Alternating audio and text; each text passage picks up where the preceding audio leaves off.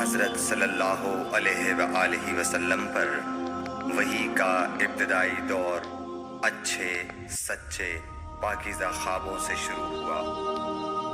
آپ خواب میں جو کچھ دیکھتے وہ صبح کی روشنی کی طرح صحیح اور سچا ثابت ہوتا۔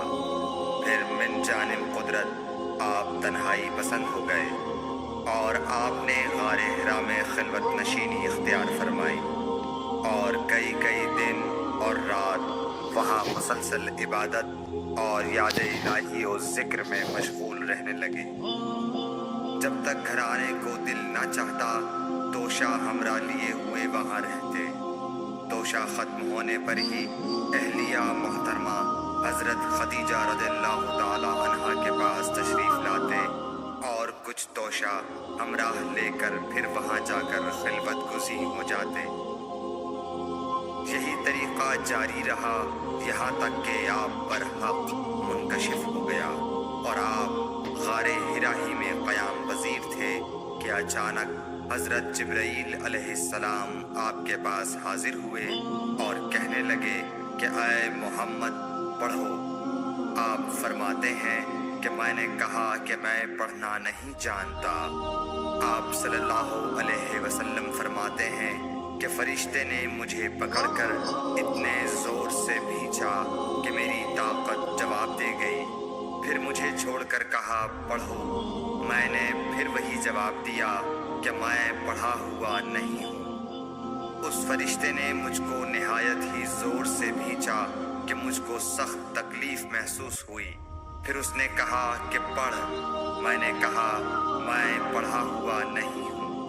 فرشتے نے تیسری بار مجھ کو پکڑا اور تیسری مرتبہ پھر مجھ کو بھینچا۔ پھر مجھے چھوڑ دیا اور کہنے لگا کہ پڑھو اپنے رب کے نام کی مدد سے جس نے پیدا کیا اور انسان کو خون کی پھٹکی سے بنایا۔ پڑھو اور آپ کا رب بہت ہی مہربانیاں کرنے والا ہے۔ بس یہی آیتیں آپ حضرت جبرائیل علیہ السلام سے سن کر اس حال میں غار حرا سے واپس ہوئے کہ آپ کا دل اس انوکھے واقعے سے کانپ رہا تھا۔ آپ حضرت خدیجہ کے ہاں تشریف لائے اور فرمایا کہ مجھے کمبل اوڑھا دو، مجھے کمبل اوڑھا دو۔ لوگوں نے آپ کو کمبل اوڑھا دیا۔ جب آپ کا ڈر جاتا رہا تو آپ نے اپنی زوجہ محترمہ حضرت خدیجہ رضی اللہ تعالی عنہا کو تفصیل کے ساتھ یہ واقعہ سنایا اور فرمانے لگے کہ مجھ کو اب اپنی جان کا خوف ہو گیا ہے۔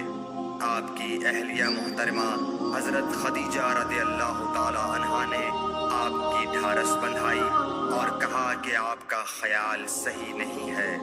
اللہ کی قسم آپ کو اللہ کبھی رسوا نہیں کرے گا۔ آپ تو اخلاق فاضلہ کے مالک ہیں۔ آپ تو کنبہ پرور ہیں، بے کسوں کا بوجھ اپنے سر پر رکھتے ہیں، مفلسوں کے لیے آپ کماتے ہیں، مہمان نوازی میں آپ بے مثال ہیں اور مشکل وقت میں آپ امر حق کا ساتھ دیتے ہیں۔ ایسے اوصاف حسنہ والا انسان یوں بے وقت ذلت و خواری کی موت نہیں پا سکتا۔ پھر مزید تسلی کے لیے حضرت خدیجہ رضی اللہ تعالی عنہا آپ کو ورقہ بن نوفل کے پاس لے گئیں جو ان کے چچا زاد بھائی تھے اور زمانہ جاہلیت میں نصرانی مذہب اختیار کر چکے تھے اور عبرانی زبان کے کاتب تھے۔ چنانچہ انجیل کو بھی حسب منشائے خداوندی عبرانی زبان میں لکھا کرتے تھے۔ انجیل سریانی زبان میں نازل ہوئی تھی، پھر اس کا ترجمہ عبرانی زبان میں ہوا۔ ورقہ اسی کو لکھتے تھے۔ وہ بہت بوڑھے ہو گئے تھے، یہاں تک کہ ان کی بینائی بھی رخصت ہو چکی تھی۔ حضرت خدیجہ رضی اللہ تعالی عنہا نے ان کے سامنے آپ کے حالات بیان کیے اور کہا کہ اے چچا زاد بھائی، اپنے بھتیجے محمد صلی اللہ علیہ وسلم کی زبانی ذرا ان کی کیفیت سن لیجئے۔ وہ بولے کہ بھتیجے آپ نے جو کچھ دیکھا ہے اس کی تفصیل سناؤ۔ چنانچہ آپ صلی اللہ علیہ وآلہ وسلم نے از اول تا آخر پورا واقعہ سنایا، جسے سن کر ورقہ بے اختیار ہو کر بول اٹھے کہ یہ تو وہی ناموس معزز رازدان فرشتہ ہے جسے اللہ نے حضرت موسیٰ علیہ السلام پر وحی دے کر بھیجا تھا۔ کاش میں آپ کے اس عہد نبوت کے شروع ہونے پر جوان عمر ہوتا، کاش میں اس وقت تک زندہ رہتا جبکہ آپ کی قوم آپ کو اس شہر سے نکال دے گی۔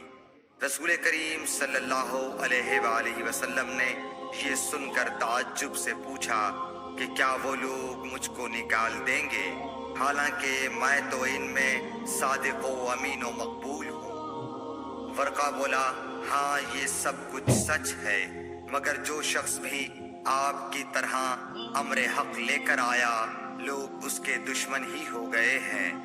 اگر مجھے آپ کی نبوت کا وہ زمانہ مل جائے تو میں آپ کی پوری مدد کروں گا، مگر ورقہ کچھ دنوں کے بعد انتقال کر گئے۔ پھر کچھ عرصے تک وحی کی آمد موقوف رہی۔ صحیح بخاری حدیث نمبر 3۔